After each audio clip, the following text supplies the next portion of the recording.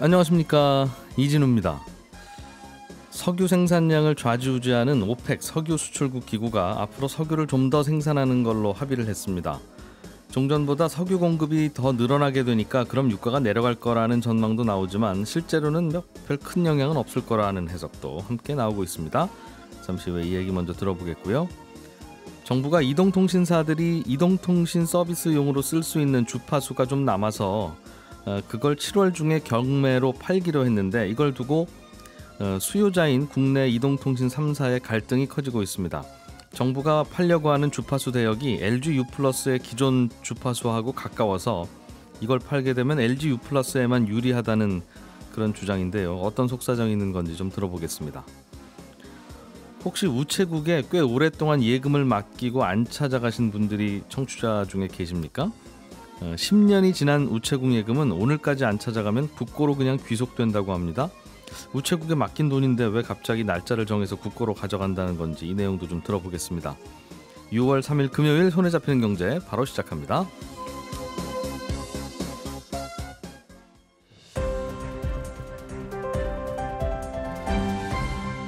이진우의 손에 잡히는 경제.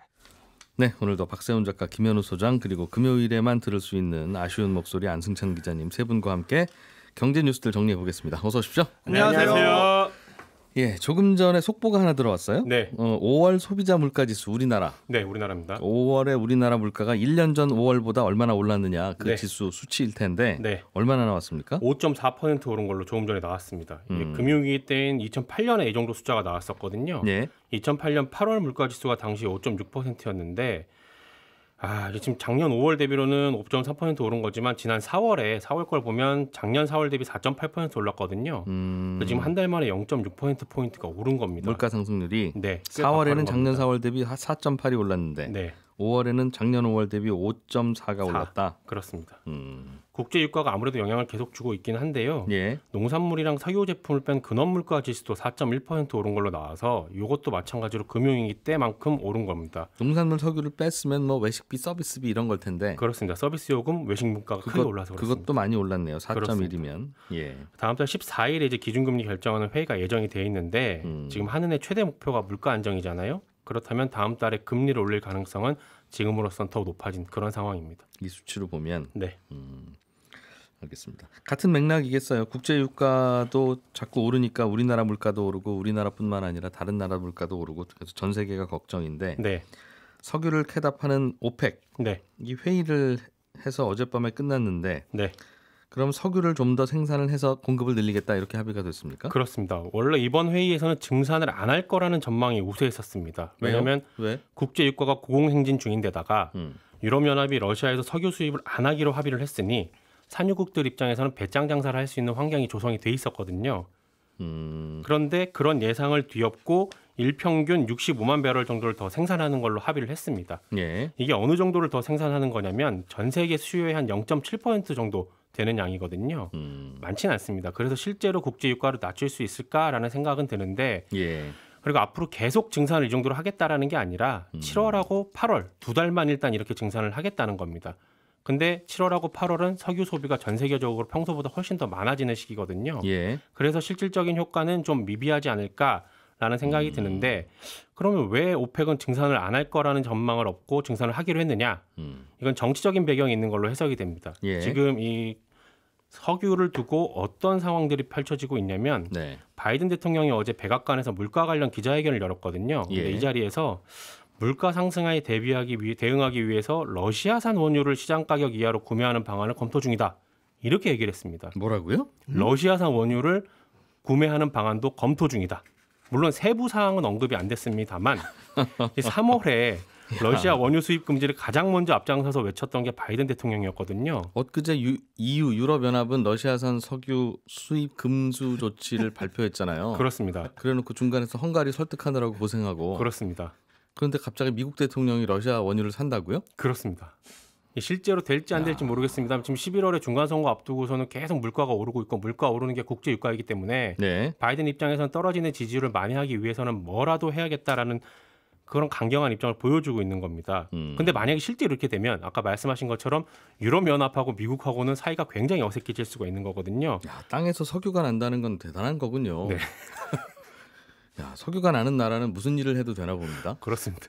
그리고 또 하나 지금 달라진 게 뭐냐면 6월에 바이든 대통령이 중동으로 출장을 갈 예정입니다. 예. 근데 그때 최근에 사이가 멀어진 사우디의 왕세자를 만날 거라는 보도가 계속 나오고 있었어요. 그러니까 사우디 쪽에서는 미국에게 미국아 우리의 마음은 이렇단다. 잠시 멀어졌던 우리 사이 다시 한번 가깝게 지내보지 않으련 하는 시그널로 이번에 석유 증산을 하기로 한 게 아니냐. 조금. 네, 아주 조금이지만 어쨌든 7월 8월만. 네, 시그널을 보낸 걸로 해석이 되고 있습니다. 예. 참 손발 안 맞네요. 네. 그렇죠? 하기야 뭐 석유 앞에서 혹은 정치인이 자기 선거 앞에서 뭘 어떻게도 할 방법이 없을 수도 있겠습니다만. 그렇습니다. 예. 그래서 유럽연합이 입장이 좀 이상해졌을 거예요. 네. 러시아 원유 수입 안 하는 걸로 엊그제 합의를 했었고, 네. 다만 그렇다 한들 그러면 인도가 수입해 가서 네. 정제해서 네. 다시 유럽에 판다. 네. 그러면 중간에서 인도만 좋아지는 거고 네. 러시아는 하나도 안 괴롭다. 이제 그런 그렇습니다. 해석도 나왔잖아요. 그런 해석도 나오고 있죠. 왜냐하면 지금 러시아가 여기저기 팔 수가 없으니까 원유를 대폭 할인해서 팔아요. 예. 브렌트유 같은 경우는 배럴당 120달러에서 지금 왔다 갔다 하고 있는데 우랄산 원유, 그러니까 러시아산 원유는 배럴당 90달러 선에서 왔다 갔다 하거든요. 그러니까 배럴당 30달러 싸잖아요. 네. 그럼 인도하고 중국 입장에서는 아이고 땡큐 하면서 사가는 겁니다. 사가지고 정제해서 그거를 경유나 휘발유나 중유로 만들어서 팔아버리는데 네. 여기서 재밌는 게 또 뭐냐면 러시아산 원유를 가지고 와서 인도가 정제한 게 어디로 들어가느냐? 유럽연합하고 미국으로 들어가고 있어요. 뭐 그렇겠죠. 거기가 제일 수요 많은 곳일 테니까. 그렇습니다. 예. 근데 미국 입장에서는 우린 러시아산 원유는 수입 안 해라고 해놓고서는 그 이유가 러시아에 돈줄을 재기 위해서였는데 네. 지금 돌아가는 상황은 러시아산 원유가 인도를 거쳐서 그냥 미국으로 들어가는 바람에 러시아에게는 지금 아무런 타격을 못 주고 있습니다. 그럴 바에는 그냥 우리가 수입하겠다. 그렇습니다. 그럴 수도 있고요. 그럼 러시아 제재는 왜 했어요? 네. 우리가 안 불편한 남들만 불편한 제재는 우리는 한다. 그렇습니다. 근데 그 제재가 우리를 불편하게 만들면 우리는 안 한다. 네, 명분보단 실리가 먼저라는 게 지금 돌아가고 있는 국제사회의 모양입니다. 각자 도생이네요, 그냥. 그렇습니다. 뭐 먹고 사는 게 제일 중요하긴 하죠. 네. 알겠습니다. 그래서 석유 수출국 기구도 네. 사실 전 세계가 물가 때문에 고생하는 이런 상황에는 좀 증산을 해서 네. 그래도 석유값 뭐 많이 떨어지겠습니까? 그래도 네. 좀 낮춰서 도와주는 게 모양새가 괜찮은데 네. 이럴 때 팔아야죠. 언제 팔아? 석유 시대 곧 끝난다며? 그렇습니다. 당신들은 매번 친환경으로 뭐 살다고 하니까 우리를 괴롭게 했잖아 그동안. 네. 어디 비쌀 때 한번 더 비싸게 사가봐. 이 얘기죠? 네. 와. 어른들이 이러면 안 되는데. 아무튼 돌아가는 얘기는 잘 들었습니다. 네. 네. 안승찬 기자님. 네. 오늘 이 뉴스는 조금 좀 어렵게 들리는데 네. 정부가 다음 달에 주파수 추가 경매에 나서기로 했다. 네. 그러니까 정부가 뭘 팔 거라는 거예요. 주파수를. 그렇죠. 주파수라는 게 눈에 안 보이는 건데 이게 뭘 판다는 건지도 좀 그렇고 이게 무슨 의미 있는 뉴스입니까? 이게 생각보다 재밌는 얘기들이 좀 있는데 예. 그러니까 주파수라는 게 공공재처럼 이렇게 둥둥 떠다니는 거라서 주파수를 민간 회사들이 쓸 수 있게 하려면 정부가 이제 입찰 과정 경매를 합니다. 그래서 제일 돈 많이 낸 회사들한테 그럼 예. 너희가 몇 년 동안 이 주파수를 쓸 수 있도록 허락할게. 이런 과정인데 지금 통신 3사의 5G 주파수 상황을 조금 이해하셔야 네. 이번 경매가 무슨 의미인지 알 수 있는데요. 지난 2018년에 정부가 5G 하겠다 그래서 그때 5G에 쓸 수 있는 주파수 대역대를 경매를 했어요. 예. 그게 이제 3.4GHz에서 3.5GHz, 뭐 3.5에서 3.6, 3.6에서 3. 크게는 세 덩어리의 주파수를 경매한 거고 네. 숫자가 나오니까 이제 간단하게 편의상 ABC 주파수라고 해봐요. 주파수의 이게 진동수라고 합니까? 아무튼 이게 대역폭이 다른. 예. 그럼 그러니까 서로 간섭 없이 쓸 수 있는 그렇죠. 주파수인데. 그래서 A 예. 주파수는 LG 플러스, 뭐 B는 KT, C는 SKT 이렇게 가져갔어요. 예. 근데 문제는 LG U 플러스가 가져갔던 A 주파수가 약간 모자란 그런 주파수였던 겁니다. 그러니까, 모자란다는 게 뭐가요? 그러니까 주파수라는 게 일종의 고속도로처럼 비슷해가지고 대역폭이 넓은 주파수를 받으면 차가 잘 왔다 갔다 하듯이 네. 데이터도 잘 왔다 갔다 할 수 있고 뭐 전파도 잘 통하고 하는 건데 조금 품질 안 좋은 주파수를 받아갔다. 그렇죠. 그러니까 KT하고 SKT가 가져간 B 주파수, C 주파수는 둘 다 100MHz짜리. 그러니까 고속도로의 폭이 예. 100인 그런 주파수를 가져갔는데 예. LG U+가 가져간 주파수만 도로폭이 한 80. 그러니까 남들보다 조금 좁은 주파수를 가져간 거예요. 물론 그래서 가격도 좀 싸게 가져가긴 했습니다만 예. 어쨌든 도로폭이 좀 좁은 5G 주파수였기 때문에 상대적으로 전송도 좀 안 되고 예. 터지는 것도 좀 덜하고 이런 불편함이 있었거든요. 그런데 이번에 정부가 추가로 내놓기로 결정한 5G 주파수가 LG U+가 받아갔던 그 A 주파수 그 바로 옆에 있는 그 주파수가 새로 경매에 나오는 겁니다.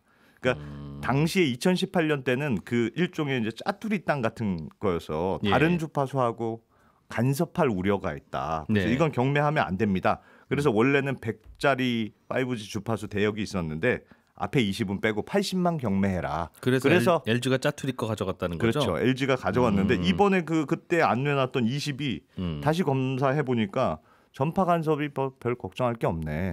이제 경매해도 되겠어. 예. 하고 이제 정부 판단이 달라진 건데요.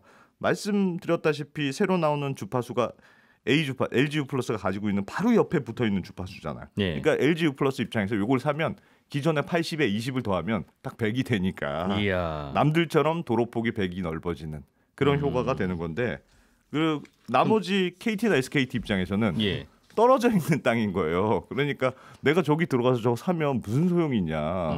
그래서 이거는 너무 편파적으로 LG U+에만 유리한 그런 주파수 경매 아니냐. 이렇게 지금 집 뒤에 있는 짜투리 국유지를 지금 내놓는데 정부가 네. 하필이면 LG U+ 집 뒤에 있는 그래서 그렇습니다. KT와 SKT는 그 땅 필요는 없고 네. LG U+가 횡재하는 건 보기 싫고 그렇죠. 그래서 뭐 사기도 뭐하고 배는 아프고 이런 상황입니다. 뭐 그러니까 그렇게 하냐 팔 때는 차라리 그럼 100 크게 팔았으면 LG U+도 비싸게 사갔을 텐데 네. 그때는 싸게 사고 낼름 짜투리는 또 싼 값에 가져갈 거고 네. 그렇다는 거죠? 이게 결론적으로 이게 지금 LG U+에서 말씀하신 대로 굉장히 유리한 국면으로 가는 건데 물론 정부에서 주파수로 경매할 때는 굉장히 엄격한 방식의 경매를 진행하긴 합니다. 예. 일반적으로 오름 입찰 방식이라고 해서 왜 우리가 일반적으로 아는 경매 있잖아요. 뭐 최저가가 1,500억 원으로 시작한다. 예. 그러면 자 더 높은 가격 쓰실 분 하면 전 1,600 그럼 자 1,600 나왔습니다. 그렇죠. 더 쓰실 분 이렇게 올라가는. 그렇죠. 하나씩 올라가는 건데 그걸 50차례로 해요. 50라운드로 돌아도 계속 가격이 올라간다. 예. 그러면 그때 밀봉 입찰로 전환합니다. 그래서 이제 가격을 종이에 써서 서류에 이렇게 밀봉한 다음에 내서 제일 높은 가격 낙찰자 이렇게 하는 방식으로 쓰는데 네. 지금 문제는 앞에서 말씀드렸던 대로 이번 주파수가 워낙 LG U+에 유리한 주파수이기 때문에 다른 데들은 뭐 이런 경매가 다 있냐고 불만을 제기하고 있는 상황이어서 아예 입찰에 참여하지 않을 수도 있거든요. 그럼 LG가 굉장히 싸게 사가겠네요. 단독 입찰이 되는 거죠. 근데 단독 입찰이 되면 경쟁 입찰이라는 게 의미가 없으니까 이런 경우에는 이번에 어떻게 하기로 했냐면 정부가 아예 가격을 정해서 값을 정해주는 네. 방식으로 하겠다. 입찰 경쟁 입찰이 아닌 경우에. 예. 그러면 이제 정부가 가격 정해야 되는데 예전 걸 참조할 수밖에 없거든요. 2018년에 5G 처음 경매할 때 보면 그 100짜리 100MHz짜리 5G 주파수를 KT는 9,700억 원, SKT는 1조 2천억 원에 샀어요. 온전한 거를. 네, 온전한 예. 걸. LG U+는 80짜리 좀 작은 걸 8천억 원에 샀기 때문에 대략 계산해 보면 도로폭이 10MHz당 한 1,000억 원 안팎 이 정도로 계산이 나오거든요. 네. 이번에 20MHz 짜리니까 LG U+가 단독으로 입찰해도 한 2천억 원짜리 정도의 가격은 제시되지 않겠느냐 이런 예상들이 나오고 있습니다. 그럼 그렇게 사가면 LG도 뭐 특별하게 더 싸게 사가는 것도 아니네요. 전체 다 합치면 만약에 KT나 그렇게 SKT가 되면. 사간 가격하고 비슷하니까. 예. LG 입장에서는 뭐 우리밖에 살 데 없는데 뭐 이렇게 비싸게 받으려고 그럽니까 이 짜투리를. 그렇게 나오기도 하겠는데요. 그렇게 나오기도 해요. 어쨌든 최저 가격은 1,500억 원으로 정해져 있습니다. 그 이하로 사가겠다고 하면 안 팔겠다. 그건 안 판다. 예. KT와 SKT가 약간 목리를 부린 보람이 있네요. 근데 이게 사실은 이 뉴스는 그냥 LG U+에만 유리한 상황으로 진행되는구나. 여기서 끝나는 게 아니고 사실은 모든 통신 회사들한테 조금 가입자들한테도 관련이 있습니다. 왜냐하면 지금 5G라는 게 통신비 가격만 비싸고 잘 터지지도 않더라. 이런 소비자 불만이 굉장히 많은 상황이잖아요. 그래서 정부가 통신 3사를 모아두고 무슨 일을 했냐면 도시에서는 너희가 알아서 경쟁해. 근데 농촌, 어촌 이런 지역에서는 너무 5G가 안 터지니까 네. 아예 지역을 할당해서 한 회사에서 이 지역을 책임져서 5G 망을 깔고 나머지 통신사들은 빌려서 같이 써. 이런 식으로 이제 지시가 내려온 거예요. 그래서 예를 들면 충청도의 농촌 지역은 SKT가 책임지고 깔고 예. 그걸 KT, LG 플러스 가입 고객들도 다 쓸 수 있도록 열어줘라. 경상도는 KT가 깔고 뭐 전라도, 제주도는 LG 플러스가 깔고 이런 식으로 지역을 다 나눠놨어요.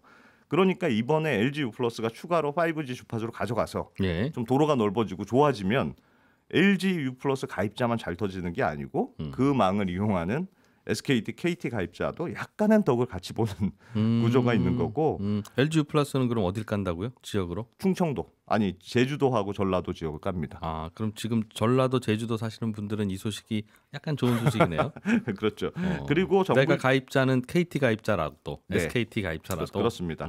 그리고 정부에서도 너무 LG U 플러스만 조금 유리하게 진행되나 이런 느낌이 들었는지 예. 이번에 만약에 누군가 주파수 할당을 받은 사업자는 이 농촌 공동망 까는 거 있잖아요. 네. 이게 원래 의무 완성 기간이 내후년 2024년 6월까지였거든요. 근데 예. 6개월 앞당겨. 그래서 내년 6월까지 무조건 자기가 맡은 지역 5G 다 깔아놔라. 이런 의무 사항도 전했고. LG는 전라도, 제주도 것 숙제 6개월 앞당겨. 그렇습니다. 그리고 2025년 말까지 전국에 5G 무송국 15만 개 구축해야 된다. 지금 회사당 많아야 6만 개, 4만 개, 5만 개 이런 수준이거든요. 그러니까 예. 지금보다 3배 늘려. 뭐 이런 의무를 부과한 건데 이런 거 보면 정부도 조금 찜찜함이 있었던 걸로 보인다. LG 플러스한테 너무 좋은가? 뭐 이런 네. 그런 상황입니다. 그렇군요. 알겠습니다.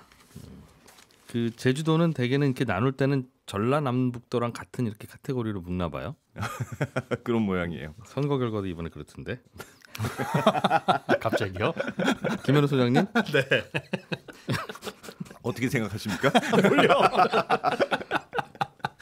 아니, 우체국에 맡긴 지 10년이 지난 예금은 네. 오늘까지 찾아가지 않으면 국고로 귀속된다. 네, 그렇습니다. 왜요, 갑자기? 이제 결론부터 말씀드리면 국고로 귀속된다고 하더라도 언제든지 찾아갈 수 있으니까 걱정은 안 하셔도 되고요. 네. 달라지는 건 오늘까지 찾아가면 그 계좌는 다시 부활할 수도 있는데 네. 만약에 찾아가지 않으면 부활할 수 없는 계좌로 그냥 죽어버립니다. 그 차이라고 보시면 됩니다.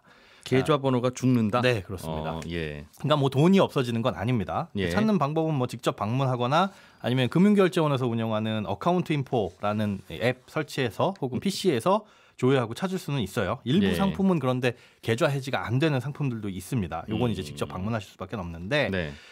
일반 은행의 휴면 예금하고 시스템이 비슷하기는 해요. 그런데 휴면 예금을 정의하는 기준이 우체국과 일반 금융기관이 조금 다릅니다.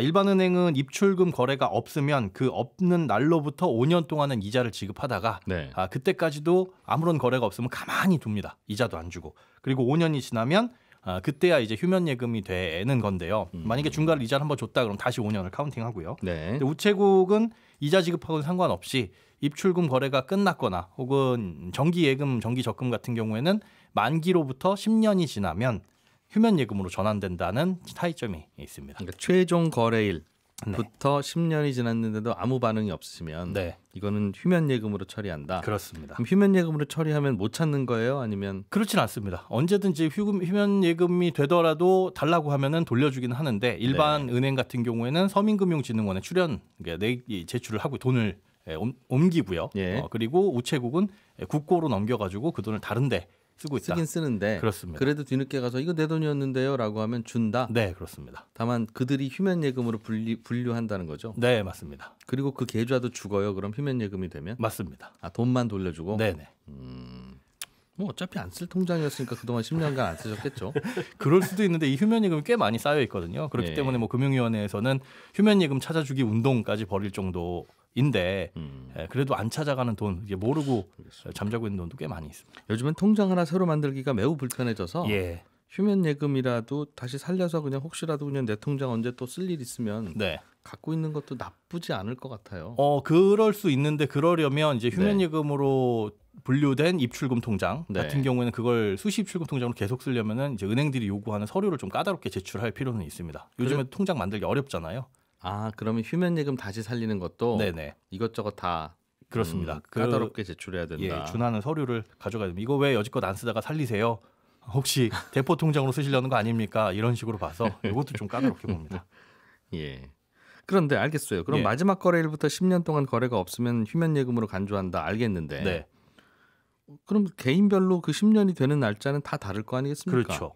그런데 오늘까지 갑자기 다 찾아가라는 거는 무슨 얘기예요? 우체국 예금은 되게 특별한 게요. 개인별로 10년을 카운트하는 게 아니라 예. 대상자를 묶어서 1년에 2번씩 고지합니다. 예. 이건 법에서 그렇게 정하고 있기 때문인데 상반기에 10년 도래한 사람은 4월 말까지 고지를 하고요.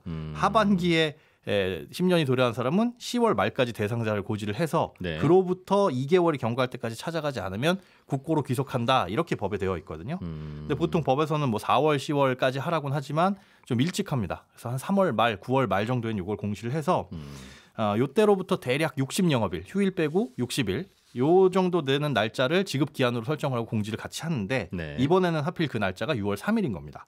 오늘이고 오늘 지나면 뭐 휴면 예금이 되고 이런 휴면 예금은 우체국 같은 경우에는 앞서 말씀드린 국고, 일반은행은 서민금융진흥원으로 출연을 하긴 하는데 우체국 상품 중에서도 우체국 보험 있잖아요. 네. 요건 또 국고로 가는 게 아니라 서민금융진흥원에 출연을 합니다. 휴면 예금하고 이제 보험금의 처리에 있어서 우체국하고 일반 금융회사가 좀 다르긴 한데 예. 우체국의 휴면 예금 같은 경우는 전액 의무적으로 국고로 보내는데 일반 금융기관은 서민금융진흥원에 출연을 할지 말지 있는 돈 중에 일부를 보낼지 전부를 보낼지는 각자 그 금융회사가 자율적으로 판단해서 보내고 있습니다.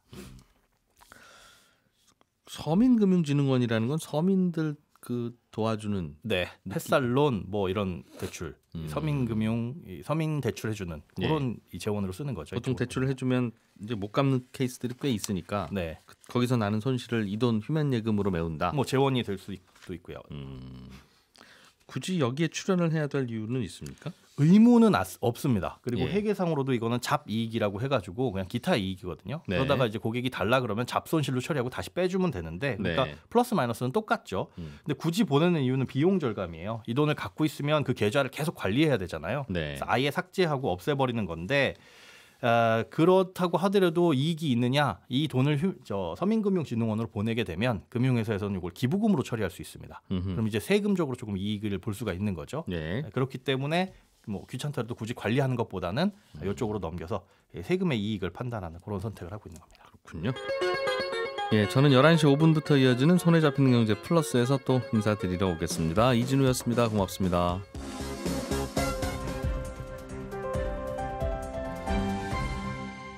경제를 생각하는 사람들의 즐거운 습관.